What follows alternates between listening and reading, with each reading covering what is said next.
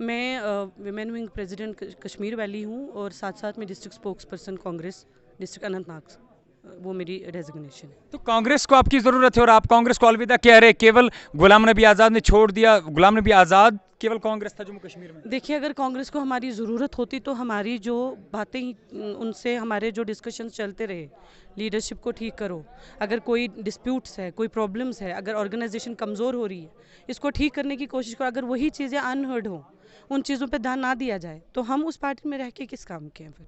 तो 70 सालों से अगर आप या जितने भी आपका पॉलिटिकल कैरियर है, तब से लेके अगर आपकी बातों को सुना जा रहा था, हर एक बात पे मसले पे बात की जा रही थी, तो इस मसले पे अगर बात नहीं हुई तो कोई कारण तो ज़रूर होगा।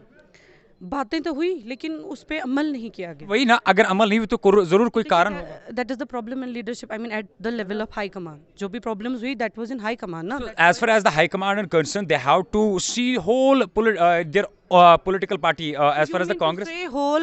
Whole country is under the control of high command, I no doubt Indeed.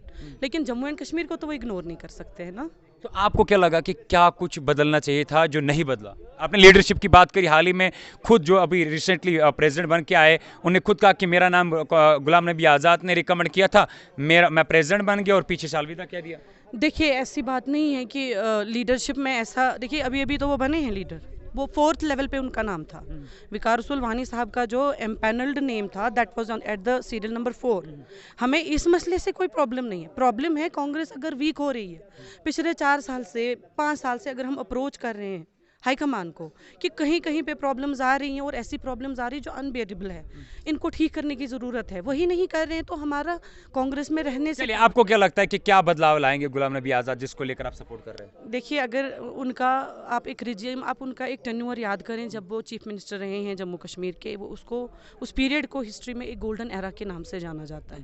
वो एक हिस्ट्री है उनकी सरकर्दगी में, उनकी मतलब लीडरशिप के अंडर। मैं आपको एक चीज़ दावा के साथ कह सकती हूँ कि यहाँ पे जो अनएम्प्लॉयमेंट है, खासकर जो हमारी यूथ सफ़र हो रही है, सारे कह रहे हैं, ये सारे कह चुके हैं अनएम्प्लॉयमेंट खत्म हो गया, आज तक आपने नहीं सबको हुआ। आजमाया ना। जी, गुलाम नबी आज़ाद भी थे, गुलाम नबी आज़ाद भी एक सीएम बार रह हमें भी चुके आजमा हैं। लीजिए। गुलाम नबी आज़ाद भी सीएम रह हैं। चुके हैं ना, तो जी। कोई उनके वादे खोखले थे क्या? तो आपको याद है गुलाम नबी आज़ाद के जो प्रेजेंस थी जब वो सीएम थे, उस वक्त में जो है अनएम्प्लॉयमेंट रेट क्या थी? नहीं, नहीं याद है? अनएम्प्लॉयमेंट तो रेट आप कहाँ कैसे है? दावा नहीं कर नहीं सकते नहीं, हैं? मेरी बात सुन, मैं बोल रही हूँ, आपने बोला अनएम्प्लॉयमेंट रेट क्या थी?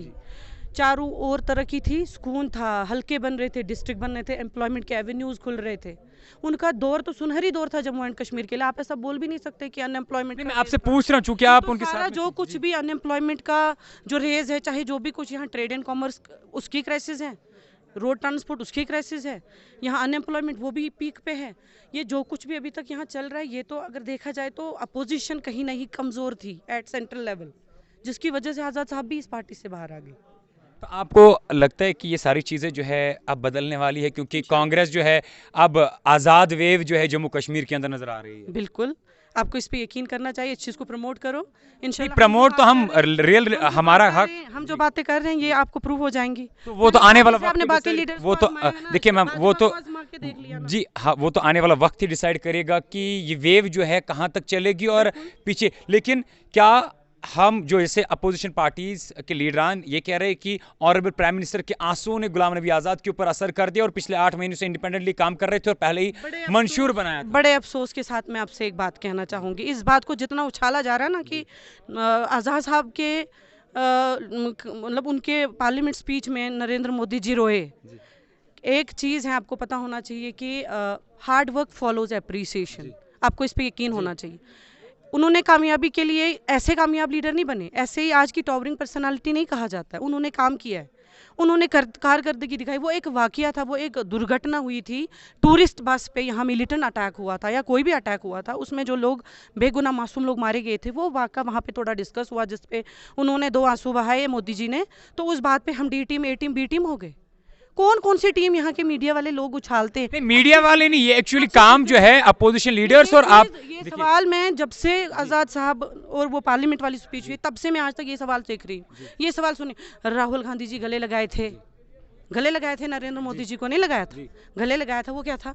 और उनसे ये भी बोला गया था, ऑन रिकॉर्ड स्टेटमेंट थी कि हमें आपसे कोई ग्रज नहीं है, कोई पर्सनल कोई जाति हमारे आपके साथ लड़ाई नहीं है। तो व्हाट वाज दैट? तो डू यू मीन कि like you are today you are left Congress, no Congress को आप छोड़ रहे हैं एंड अगेन पहले दिन ही आप कांग्रेस के खिलाफ हो गए राहुल गांधी नहीं को नहीं, लेकर? हमने कोई राहुल गांधी के खिलाफ नहीं बोला। मैंने ये चीज़ बोली कि कोई किसी के लिए आंसू बहाता है ना, तो कोई उनका कोई काम याद करता है। अगर आपने किसी के साथ अच्छा किया हो ना, आपको क्या लगता है बदलने वाला क्या है? सब बदलने वाला है इंशाल्लाह। लाइक एवरीथिंग, मतलब कोई तो जो बात यहाँ बताइए जो कल को सबसे जाके बड़ी जिस पर बात, depend कर पाएंगे सबसे कल। बड़ी बात, खासकर एक हमारे कौम का बच्चों, मुस्तकबिल बेरोजगार। एजुकेशन होती है, एक कौम का मुस्तकबिल उनका नौजवान होता है। इस सब में एक इनकलाब आने वाला है। आने वाले टाइम में आपको पता चलेगा, एक रेवोल्यूशन है। जैसा आज आपको देख रहा हूँ, यहाँ तो सफाया हो रहा है इंशाल्लाह। जितनी रीजनल पॉलिटिकल पार्टीज हैं सब बौखलाए हुए हैं। क्यों? क्योंकि इनको पता है यहाँ एक शेर आ रहा है, और जितने गीदड़ वीदड़ है ये सब इंशाल्लाह चुप आप किसको गीदड़ कह रहे हैं? फारूक अब्दुल्ला? एवरीबडी 70 साल उनका सबसे largest regional party Jammu Kashmir national I conference. consider National Conference, PDP, even some part of Congress. I consider these political parties a reason behind the destruction of the structure of Jammu and Kashmir. जिस structure को destroy किया गया, ये structure destroy किया गया फारूक अब्दुल्ला साहब के हाथों से। यहाँ पैलेट चलाए गए जो जानवरों पे बाहर बैरूनी मुल्कों में चलाए जाते थे। किन की सरकार में पैलेट आया? वो फारूक अब्दुल्ला एनसी सरकार में आए। ठीक है, यहाँ सबसे ज़्यादा जो पॉलिटिकल इम्प्रिजनमेंट हुई है या सिविल इम्प्रिजनमेंट हुई है, that was all done by NC and PDP coalition. This is all what I have to say to.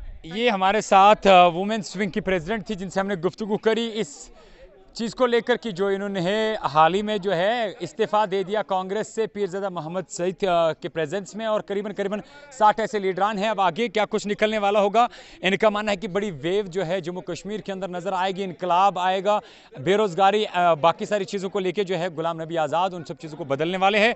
लेकिन वाकई में क्या कुछ बदलेगा वो हम आप तक पहुँचाने की कोशिश करेंगे। तब तक भी मुझे और मेरे कैमरामैन को दीजिए इजाज़त। अल्लाह हाफ़िज़, अल्लाह निगहबान।